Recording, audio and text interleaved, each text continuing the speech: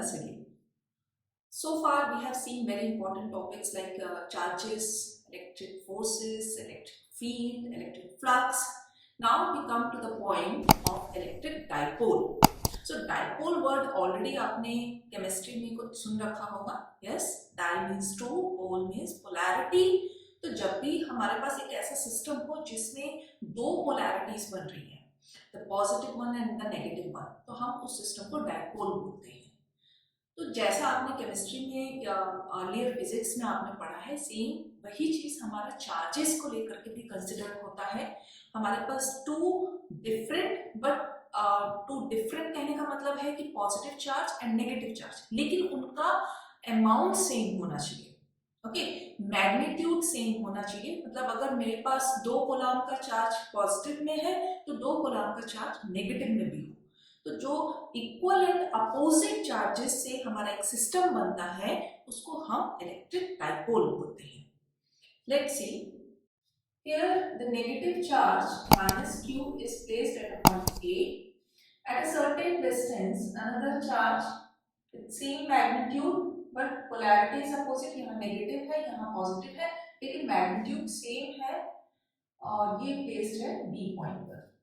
These two charges are separated by let's consider this distance B to L. Okay, so dipole moment हम कैसे define करते हैं? Dipole moment is the product of charge which is separated by this distance. So P is product of Q and 2L. Intentionally यहाँ पे distance 2L लिया है. Sometimes ये distance आपका अगर 2L की जगह D भी कंसिडर हो सकता है. ठीक है, तो हम ये मान सकते हैं कि जैसे इसमें अगर मिड पॉइंट होगा, जब आप 2L डिस्टेंस कंसिडर कर रहे हो तो जो इसका मिड पॉइंट होगा, let this be mid point O, तो यहाँ से डिस्टेंस नेगेटिव Q की भी L है एंड पॉजिटिव Q की भी L है. एंड लाइकवाइज अगर आपने डिस्टेंस को सिंपल d कंसीडर किया है तो क्या हो जाएगा? बहुत ही सिंपल कॉन्सेप्ट है. ये d/2 हो जाएगा, ये d/2 हो जाएगा. Okay, nothing is changed.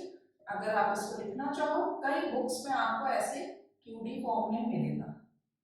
qd मिल सकता है, qr मिल सकता है, कुछ भी हो सकता है. तो देखो, फर्स्ट इक्वेशन में एक चीज बहुत ही सिग्निफाइंग है कि हमने डाइपोल मोमेंट के ऊपर भी एरो बनाया है, डिस्टेंस के ऊपर भी एरो बनाया है. What it is signifying?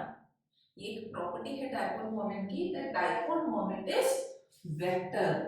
ये वेक्टर क्वांटिटी है and it is directly proportional to the amount of the charge and the distance between them.